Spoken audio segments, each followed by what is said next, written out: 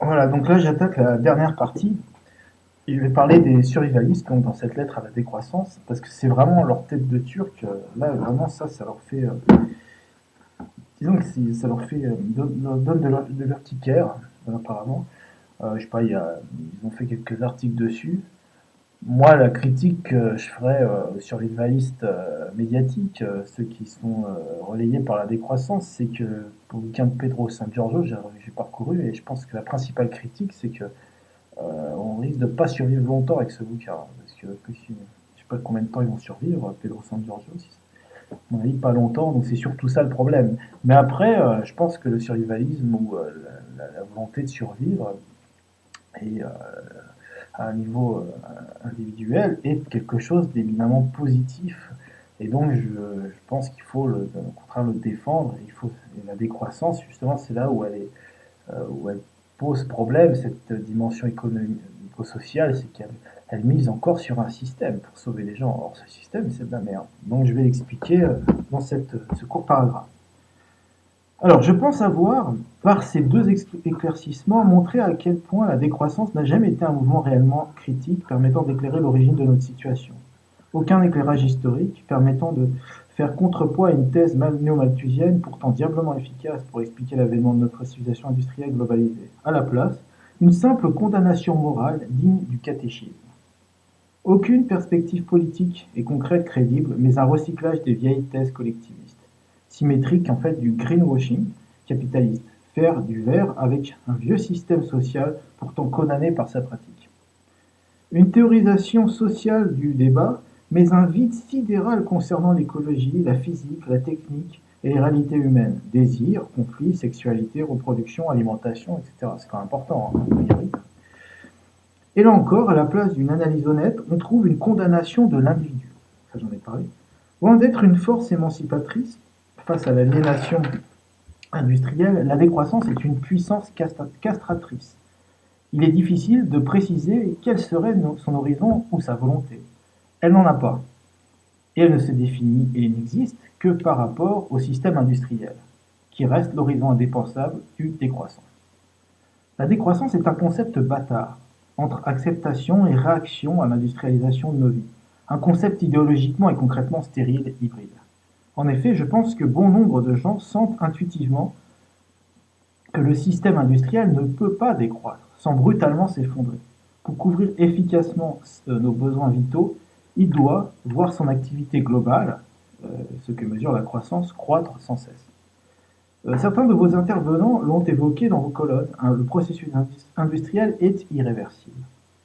Ce n'est pas une transformation adiabatique réversible, c'est une transformation brutalement, hautement irréversible, qui a détruit des écosystèmes variés et complexes, pillé des ressources accessibles, du charbon, de la tourbe, aux Pays-Bas par exemple.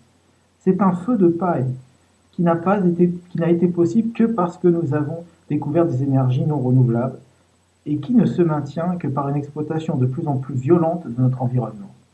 There is no alternative. Car arrêter toute croissance de l'activité, ça n'est pas se condamner à décroître paisiblement, c'est accepter l'inéluctabilité d'une semblante révolution.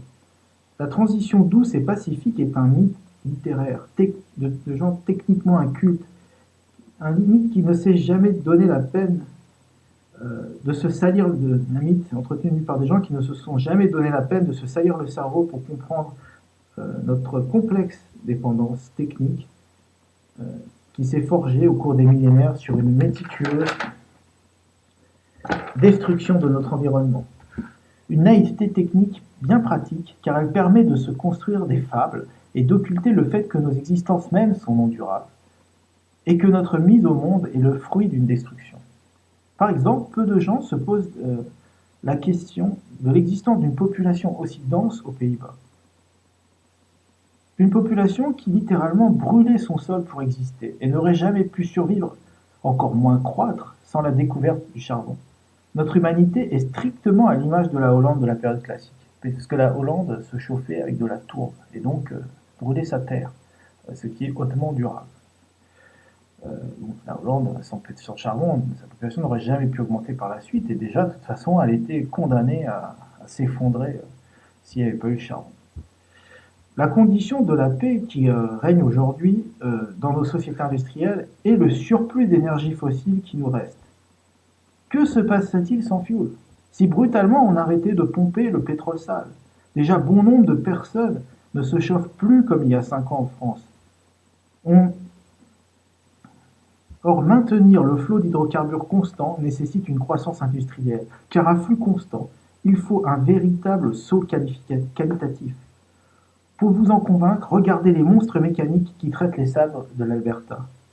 Une telle extraction n'est possible que si elle s'appuie sur une industrie mécanique et un développement technique tournant à plein régime. Parce qu'il faut une croissance, finalement, pour simplement maintenir le flux pétrolier. Parce que ça nécessite, pour maintenir ce flux pétrolier, de plus en plus de production industrielle, d'objets de plus en plus complexes, de camions gigantesques, résistants à l'érosion du sable, avec des matériaux complexes, etc. Donc on ne peut pas, le flux constant, ce n'est même plus possible. Il faut une croissance industrielle pour maintenir ce flux et maintenir notre niveau de vie. Produire plus, finalement, pour avoir la même chose. Alors passer au bois, alors. Seule énergie potentiellement renouvelable, le bois. Ok, il m'a fallu 2 stères pour 2 mois et demi pour la cuisine, l'eau chaude et le chauffage. Ça, c'est quand je vivais en Aveyron. 10 degrés dans la maison, sauf le soir avant le coucher où j'avais 16 degrés. Et c'est même descendu après avoir écrit cette lettre. J'ai eu 8 degrés, puis ensuite 2 pendant une semaine. Là, c'est très très dur. Il me faut un jour de dur labeur quand je ne fais pas le bois moi-même. C'est-à-dire que j'avais fait du bois qui avait été coupé auparavant en énormes troncs et j'avais tout fendu, tout scié à la main. Pour scier et refendre, afin d'être efficace énergétiquement et ne pas brûler le double. Petit poêle, petit bois de cuisine. Donc quand on fait des petits bois bien secs, ça brûle beaucoup mieux. Donc un mode de chauffage strictement incompatible avec une activité salariée classique, quand on voit le nombre d'heures qu'il faut pour faire ce bois. Ensuite, faisons nos comptes. Cela fait un minimum de 5 stères par an et par foyer, pour ceux qui ont la peau dure et n'ont pas d'enfants fragiles, sinon ils dégagent. À l'époque, il y avait des gens qui mouraient de froid. Dans la famille, il y en a eu. Donc, enfin, qui mouraient de bonne grippe. Cela fait, en étant très optimiste et en excluant toute utilisation autre, 2 stères et demi par personne et par année. Je ne chauffe que 20 mètres carrés, soit 10 mètres carrés par personne. Difficile de réduire cette surface. Sachant que l'on ne peut pas couper plus que 3 stères par an maximum sans transformer son bois en colline chauve, en fait, selon certains, ce serait même un stère par an, enfin, par hectare, ça se discute. Ça. On voit bien que tout cela reste marginal par rapport au minimum vital permettant le maintien d'une société industrielle, avec cuisinière, éclairage, eau courante, transport, même ayant décru jusqu'à l'indigence. C'est-à-dire que voilà, ça couvre le bois existant ne couvre absolument pas même une société en pleine décroissance. Car on est en effet très loin d'un hectare de forêt par Français. Très loin, il y a 16 millions d'hectares, je crois. Regardez une carte. De plus, il faut des terres agricoles et à supposer que l'on replante massivement un arbre, mais aujourd'hui 50 ans à pousser. Quant aux maisons passives, elles ne se construisent pas ne se construiraient pas sans une explosion d'activité industrielle et un recours massif à la pétrochimie, étant donné les volumes de matériaux à mobiliser. Un rêve de riche donc, probablement fortement cancérogène, étant donné que les matériaux disponibles utilisables, et la nécessité de limiter l'aération. Donc, à mon avis, une maison passive, il faut s'en méfier si vous voulez vivre vieux. Il faudra donc du fioul, du butane pour la cuisine, l'exploitation du gaz de schiste, polluer l'Alberta, ce qu'on fait déjà. Maintenant, ça arrive en Europe, là, récemment, ça a changé, ça va arriver en Europe sans problème. L'article est transformer les mers, les terres du monde entier en vastes décharges cancérogènes à la Napoletana, comme en Italie. L'industrialisation ne peut pas décroître, pas plus que tout le système complexe dans lequel nous vivons. Il ne peut pas passer à la vitesse, il ne peut que passer à la vitesse supérieure ou disparaître. Donc c'est ce que j'expliquais avec les sables de l'Alberta. À quoi cela sert-il de râler, de vitupérer quand on est incapable d'essayer ne serait-ce que de dresser un constat honnête sur notre situation? Vous le savez bien, vous n'avez et n'aurez aucun impact sur ce processus de colonisation industrielle, car vous n'avez rien de concret, aucune prise à proposer. Faute de comprendre ou de vouloir affronter le réel, vous vous plongez dans une mythologie sociale, la décroissance. Les véritables décroissants, nous les connaissons tous. Ce sont les clochards, qui meurent de froid à Paris, ou bien le petit vieux, c'est mon héros, qui vit dans 10 mètres carrés chauffés au fond de mon village. eux n'ont pas d'enfants. Ce sont effectivement des mondes qui décroissent et meurent. Face à eux, le monde qui croît et prospère n'est pas vraiment intéressé par ces anti-héros du système productif. Ce sont même des épouvantails vivants pour cette société. Comment voulez-vous que le monde entier se convertisse à cet anti-rêve industriel qu'est la décroissance? À une vie de privation au sein du monde industriel, à une parcelle réduite au sein d'un monde déjà intrinsèquement laid et triste, de béton et de plastique, et dans lequel on ne se maintient plus qu'à coups de Valium, Tranxène, cocaïne, Xbox, et en se saoulant de divertissement et de zapping virtuel. Cela rejoint mon point précédent. L'homme industriel ne veut pas de cette décroissance. Il veut continuer le rêve technologique. Car le rêve vaut toujours plus qu'une réalité implacable qui n'inspire plus personne. Il reste néanmoins un rêve puissant, qui lui traverse les âges et toutes les couches de nos sociétés. Ce rêve, c'est celui d'une existence libérée des tâches les plus répétitives et dégradantes, des amiantages, des pollutions, bitume, etc. À mesure que notre société devient technique et se maintient grâce à une production complexe et divisée, donc ces tâches deviennent de plus en plus dégradantes. Ce rêve, des hommes l'ont réalisé et le réalisent quotidiennement, encore aujourd'hui. Ces hommes, c'est l'élite économique. Autrefois, enfin les Italiens, là. Autrefois, ce furent les nobles, qui, dans leur domaine étroitement gardé, pouvaient recréer artificiellement l'existence de leurs ancêtres chasseurs, sans jamais s'abaisser à effectuer les rudes tâches agricoles qui brisaient les corps. Aujourd'hui, c'est une élite financière nomade, qui peut encore voyager et résider hors des mégalopoles et des banlieues bétonnées. Ce rêve est puissant et fascine bon nombre de terriens, probablement même la majorité. Eux ne voient pas la décroissance comme une option crédible pour échapper à une existence répétitive et standardisée. Ils lui préfèrent celle qu'ils ont sous les yeux, la richesse. Ce rêve, certains le réalisent donc quotidiennement, et il n'est pas dépourvu de liens. Bien au contraire, ça c'est tout le monde le sait aujourd'hui. On parle de complot des financiers, on voit bien qu'il y a quelque chose derrière.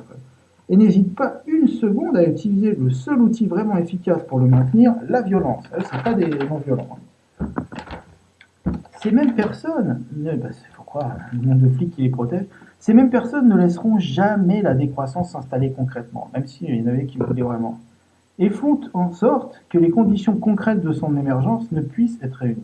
Taxes, contrats d'insertion, donc on fait chier tout le monde pour être inséré dans la société, disparition de l'économie locale, etc. Leur rêve, de toute façon, les supermarchés sont payés par nos impôts. Leur rêve, les routes qui viennent d'accès et tout ça, leur rêve nécessite en effet notre labeur constant et de notre participation active afin de demeurer eux-mêmes détachés de toute aliénation de la production industrielle. Donc eux, ils veulent continuer à être riches. Moi, j'ai connu des gens excessivement riches. C'est impressionnant. Et, ils n'ont pas envie de travailler. Hein. Ils feront tout pour ne pas travailler. Donc par contre, il va falloir que vous travaillez pour eux. Continuez. Et ils ont en leurs mains le pouvoir régalien, ils ont en leurs mains le pouvoir régalien des États, leur permettant d'assumer la pérennité de notre participation. C'est donc un clair constat d'impuissance face à une mécanique sociale qui nous dépasse individuellement et dont notre survie quotidienne dépend de plus en plus étroitement à mesure que les ressources naturelles directement accessibles, non manufacturées, se consument irréversiblement. Face à ce constat d'impuissance, la question n'est donc pas celle d'une improbable décroissance, mais bien celle d'un effondrement. La question est donc, quand ce système de production d'ersatz industriel va-t-il s'effondrer? Est-ce maintenant? Ou bien après avoir réussi une ultime transition vers plus de nucléaire, plus de gaz de schiste, plus de pollution et d'inhumanité? La question subsidiaire est bien entendu de savoir si nous pouvons participer, influencer à cet effondrement, ou si au contraire, nous n'avons aucune chance de changer le cours des choses. L'autre question subsidiaire enfin, et par quoi allons-nous remplacer ce système de production? Devons-nous passivement accompagner cette inéluctable dégradation, accepter d'être acteurs et victimes d'une hécatombe massive, ou bien devons-nous nous sacrifier dans une violence désespérée pour permettre à une poignée de survivants un nouveau départ dans un monde encore vivable? Donc, voilà, c'est des questions. Ou bien, est-il possible de décroître progressivement en nombre, en diminuant corrélativement notre empreinte? Est-il possible de trouver un nouveau mode de vie, de socialisation, de procréation, plus concerté, en espaçant nos naissances, etc. Afin d'éloigner de nos esprits ce questionnement clivant, parce que c'est quand même des questions un peu complexes, qui remettraient en cause votre approche sociale du drame écologique actuel, vous avez conçu une dernière figure caricaturale qui sert de repoussoir et permet d'évacuer par des artifices moraux toute critique de notre organisation sociale, du reliquat d'idéologie progressiste et de la mythologie de l'homme civilisé que vous gardez malgré tout. Cette figure, c'est le survivaliste. Le survivaliste est un être empli d'ignominie, un inculte politique, une brute misanthrope, prête à tuer de sang-froid pour défendre son carré de patates. Ça, c'est ce que dit la décroissance. C'est aussi nécessairement un amateur de Soral. Ouais, parce que Pedro San Giorgio, de ça, Soral, c'est des copains apparemment. Et eux, c'est vraiment les survivalistes. Un peu comme le journal de la décroissance, c'est la décroissance. Et c'est toute l'opposition au système industriel, c'est la décroissance. Et donc, Pedro San Giorgio et Soral représentent les survivalistes. C'est-à-dire, si vous avez des survivalistes, bah, c'est eux les chefs, il faut s'adresser à eux, selon la décroissance. C'est un peu. Bon, enfin, nous, on n'existe pas, c'est toujours le problème des médias. Donc, on est forcément antisémite aussi, si on est survivaliste. Probablement, on est même un peu nazi, en puissance en tout cas. Et pourquoi pas demain, tel David Koresh, c'est le type qui avait sur Internet qu'il est David Koresh, un horrible pédophile terrorisant ses proches. Ouais, c'est ça le danger des survivalistes, c'est ça. Ce qui vous dérange profondément chez les survivalistes est qu'ils ne partagent pas cette même illusion du destin social de l'espèce humaine.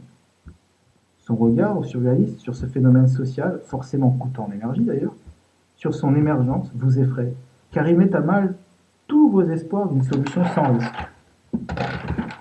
En effet, loin de considérer que l'on puisse s'appuyer sur des mécanismes globaux de coopération sur lesquels vous comptez, le survivaliste n'a strictement aucune foi en son prochain dès qu'il s'agit d'un être socialisé et dressé. Et tout lui donne raison. Il voit dans la société non pas un levier possible contre les égoïsmes, mais au contraire une puissante mécanique de dépendance qui suscite l'obéissance systématique. Ça va voir ce que j'ai dit sur l'individualisme. Un système de dressage des individus, 14 ans de rééducation minimum, hein, c'est l'école, qui les transforme en simples rouages. Voilà pourquoi le survivaliste ne croit pas une seule seconde que l'on puisse changer les choses en appelant à l'intelligence. Peut-être allez-vous toucher l'intelligence de quelques individus, voire même d'un certain nombre, mais pas les êtres sociaux qui les habitent et dirigent in fine leurs décisions concrètes. Eux qui sont tenus par un réseau de dépendance économique et matérielle bien plus puissant. Ressasser les mêmes informations ne sert donc à rien. Le grand show de l'apocalypse, déjà bien réel pour beaucoup, mis en scène par nos chaînes de télévision et de radio, ne change rien. Il faudrait pouvoir casser ce réseau mental et physique de dépendance et d'obligation, l'impôt, le travail, qui nous enchaîne à ce système de production industrielle, c'est-à-dire travailler concrètement à l'effondrement de notre société globalisée industrielle qui constitue la trame de cette dépendance. Comme je l'ai mentionné au début de ce texte, la décroissance entre médias et organisations recherchant une reconnaissance sociale, et non pas uniquement des sympathies individuelles, travaille à maintenir, à renforcer ce carcan. Ne pouvant légalement appeler à une confrontation frontale avec les syndicats agricoles, productivistes, les patrons, les forces industrielles, elle finit par dénigrer et jeter l'opprobre sur ceux qui appellent de leur vœu cet effondrement. Ce dénigrement ne parvient pas malgré tout à occulter cette duplicité et la décroissance ou autre mouvement social est condamné à la complaisance, l'impuissance et la collaboration joliment habillée grâce au terme politique de non-violence. Face aux réponses purement incantatoires de la décroissance, d'autres personnes préfèrent une véritable résistance, qui ne se contente pas de l'éternelle complainte sans conséquence. Ils n'ont pas votre foi dans la société ou l'humanité, mais une conscience aiguë de ce qu'implique le nombre, l'extrême complexité qui en découle, conscience des mécanismes historiques qui déterminent la construction des sociétés industrielles. Je comprends que pour des gens imprégnés de cette mythologie sociale, qui prennent ce simple avatar éphémère de l'organisation humaine, dont l'existence est entièrement déterminée par la production industrielle, c'est la société, par un destin téléologique, pour un destin téléologique, je ne sais pas si vous connaissez le mot, mais pour un destin téléologique et moralement indiscutable, c'est-à-dire que la société, il n'y a que ça de vrai. Le survivaliste, qui ose se défier, enfin, la société actuelle, parce que c'est aussi la société complexe, pour eux, c'est moralement indiscutable, c'est comme le progrès, c'est vraiment quelque chose qu'il faut conserver.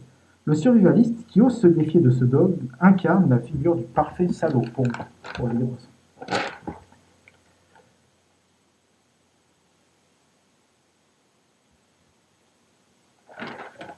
Alors, maintenant, je continue. Je suis fier, moi, de compter dans le rang des salauds. Ma rage, ma colère, provient justement de la haine viscérale de cette société schizophrène. Je pense, comme certains survivalistes, qu'elle constitue le problème central, et nous n'avons aucune intention d'y jouer un rôle positif.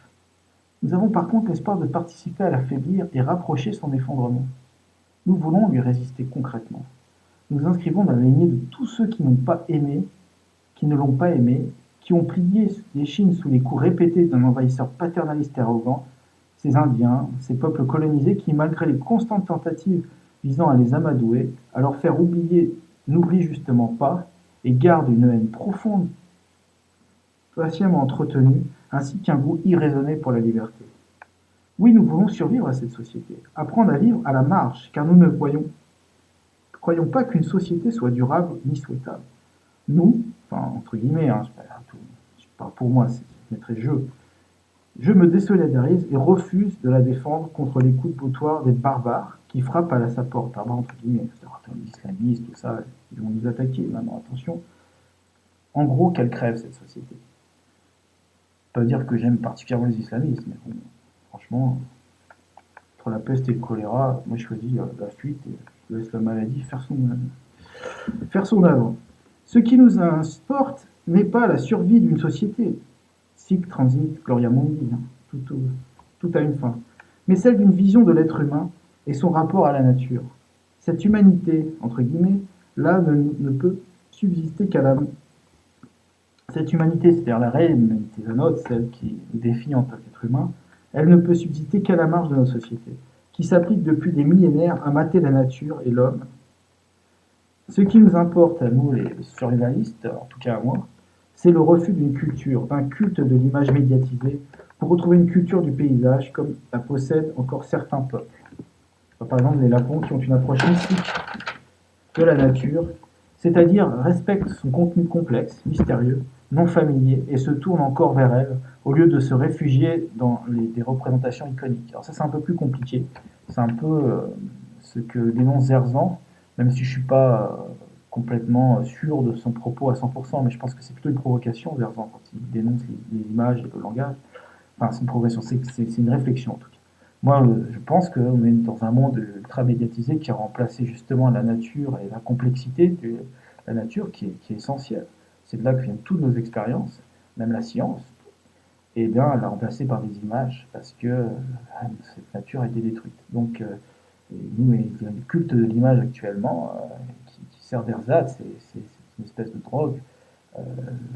C'est vrai que c'est fascinant, on voit la puissance des reconstitutions des ordinateurs, etc., quand on a les jeux, etc. Mais le fait est que ça n'en fait que remplacer qu'un manque. Je pense que je vais le développer. Peut-être que ce sentiment de fascination profonde pour la nature n'existe plus chez bon nombre de nos contemporains qui n'ont plus comme référent que ce monde artificiel qui nous entoure. Cela explique probablement leur désintérêt pour la sauvegarde d'un monde qui n'est pas le leur et de leur course aux ersatz toujours plus divertissants et destructeurs pour combler leur manque. Destructeurs au sens que ces ersatz en font des individus complètement sans personnalité. Le fait de jouer à des jeux toute la journée, toute sa vie, c'est une fuite du réel. Au final, une société peut pas, les humains ne peuvent pas se maintenir comme ça. Donc ça pose problème. Mais bon, c'est comme ça. Nous voulons que survive ce qu'il y a de naturel en l'homme, préserver cette marginalité, ce rapport direct à la nature. C'est pour cette raison que nous voulons survivre à cette société, que nous ne voulons pas y vivre, ou le moins possible. Comme je l'ai écrit, je ne sais pas s'il se trouvera beaucoup de gens prêts à se sacrifier pour une société de décroissance. Mais j'ai espoir qu'ils s'en trouvent, qui ressentent cet amour pour ce mystère que représente la nature, non entièrement domestiqué. Des gens prêts à se sacrifier, à vivre à contre-temps pour que survive cette autre culture, cet espoir bien plus puissant.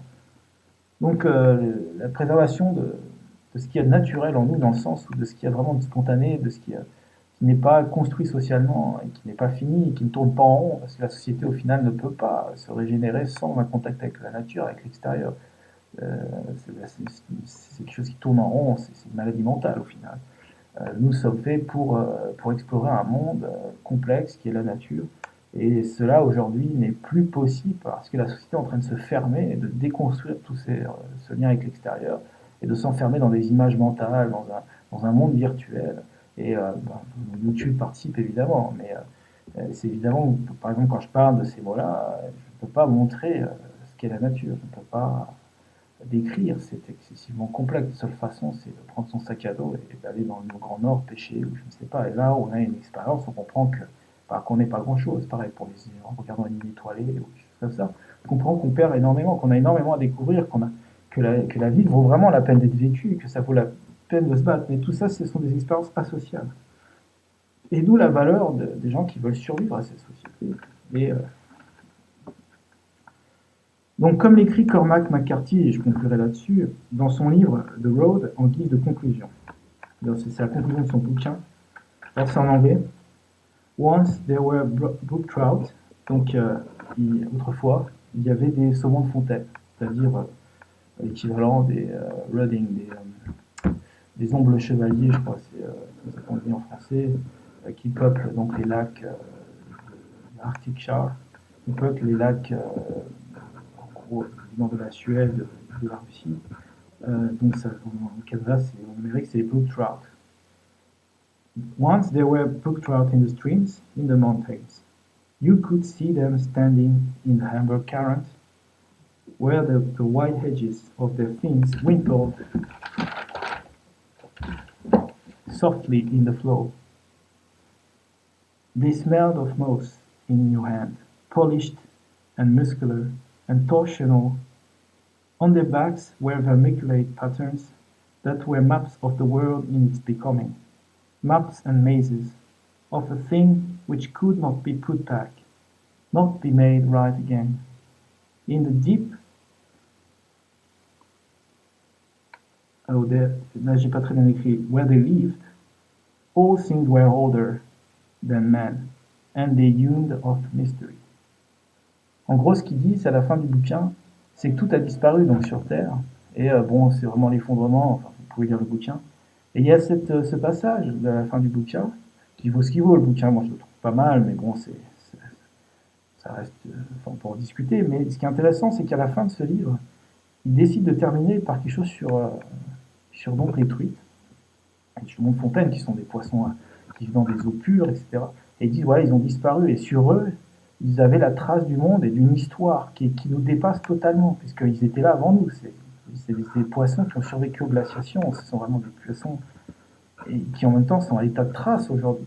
Et ils ont sur eux non seulement la carte du monde dans tous ces patterns compliqués, donc il y a une complexité qu'on ne peut pas décrire simplement avec des mots parce qu'elle reste à découvrir, peut nous apprendre énormément de choses. Et tout cela a disparu et on ne pourra plus jamais le remettre comme il faut. L'homme l'a tout détruit, a tout détruit. Et donc il y a la puissance de ce mystère qui est quelque chose de réel. C'est ce qui fonde toute notre évolution. C'est la découverte de cette complexité de la nature. L'homme est éminemment curieux et il y a quelque chose dans cette curiosité. C'est quelque chose d'absolument... c'est plus que les religions ou quoi que ce soit. C'est ça l'essentiel de la spiritualité de l'homme. C'est cette confrontation à une complexité de la nature. Et donc tout cela disparu là-dedans. Et donc ça montre l'essentiel de ça. C'est ça la fascination qui peut pousser les hommes à se battre pour préserver cette nature, pour changer de système, pour justement c'est ça, c'est pas la décroissance, c'est pas de décroître, c'est pas de vif chichement, etc. Ça c'est la morale chrétienne qui n'a jamais vraiment mobilisé les masses, sauf marginalement face à un tyran, ou etc., face à une situation sociale. Mais ce n'est pas suffisant. Donc actuellement, ce que je pense, et c'est ça, pour ça qu'il faut survivre, qu'il faut continuer à vivre à la marge, parce qu'on a un message à porter. Et ce message, c'est de continuer à considérer que la nature est ce qu'il y a d'essentiel et qu'il faut à tout prix préserver ce qui reste, et ne pas continuer cette destruction. Donc c'est cela qui peut mobiliser, et pas la décroissance. La décroissance, on s'en fout. Il faut que notre mode de vie corresponde au fait qu'on puisse préserver ce qui doit être préservé, et notre humanité, et donc cette complexité. Et ne pas faire dans le réductionnisme industriel qui sera destructeur et qui va nous annihiler, parce que tout ce qu'on a fait d'industriel n'est pas durable, n'est pas vivant. C'est quelque chose d'absolument artificiel et qui n'est pas durable par définition. Ce sont des choses qui sont basées sur des énergies fossiles, sur des choses qui ne sont pas naturelles, qui ne sont pas en équilibre avec le monde naturel, énergétiquement, etc. Donc ce sont des choses qui vont se terminer. Et donc il faut survivre à la marge, c'est ce que j'explique, et d'où l'importance du survivalisme. Cette survie ne peut pas se faire par la survie d'une société, c'est pas la société qui va nous apprendre à survivre. Il est important que les individus apprennent à survivre et aient des projets de survie individuelle. Évidemment, c'est très entre groupes de survivants, mais ce ne sera pas quelque chose de social. Ce ne sera pas social. Donc c'est ça, bon, là, je ne l'ai pas développé dans cette lettre, mais c'est ça qui est important, c'est qu'il n'y a pas de possibilité de survivre socialement. Il y aura par contre une possibilité donc, de survivre individuellement, entre individus, en s'entraidant évidemment, mais chacun, entre personnes qui veulent survivre à la marge de cette société différemment. Donc ma conclusion, c'est que j'espère qu'il y aura donc toujours des salauds, puisque les survivalistes sont des salauds, pour trahir et protéger ce mystère contre la masse des larbins, toujours prêts à trouver un bon prétexte pour s'avilir et avilir ce qui les entoure. Mais de fait, plus je regarde autour de moi, plus j'ai espoir. La domestication de l'homme est loin d'être achevée. La bête est toujours parmi nous et elle est prête à mordre. Donc voilà ma lettre et j'espère que je vais l'envoyer, je pense que ça c'est un peu un brouillon, je vais l'envoyer comme ça à la décroissante. Ça partira comme ça, je pense. Bon, ça finira probablement, je sais pas, en papier recyclé, hein, faut pas rêver. Je pense qu'ils en ont strictement rien à foutre, ils n'ont peut-être pas tort. Par contre, j'espère que, à force de déblatérer, j'espère que si je suis pas le seul à déblatérer, bien je trouve pas grand monde, il y a des idées qui vont commencer là, qu'on va arrêter d'avoir comme seule alternative donc des mouvements super chiants comme la décroissance ou de l'écologie écotech comme disent les gens de pièces et main d'œuvre et qu'on va enfin avoir des gens qui ont vraiment un espoir, c'est-à-dire qui voient dans la nature quelque chose, un élan, et qu'ils veulent préserver cet élan, ils veulent survivre. Ils ne veulent pas se laisser crever dans cet étouffoir industriel, ils ne veulent pas se laisser, mais encore moins décroître. On veut vivre en harmonie avec la nature et on a envie de retrouver un mode de vie en harmonie avec cette nature, et c'est tout. Et donc, j'espère qu'on sera plusieurs, que ça va petit à petit monter en puissance. Et concrètement, il va évidemment falloir faire des choses, mais ça, je porte aux vidéos les solutions, puis j'en parlerai par la suite, probablement. Voilà, à suivre ce qui se passera cette année. Au revoir.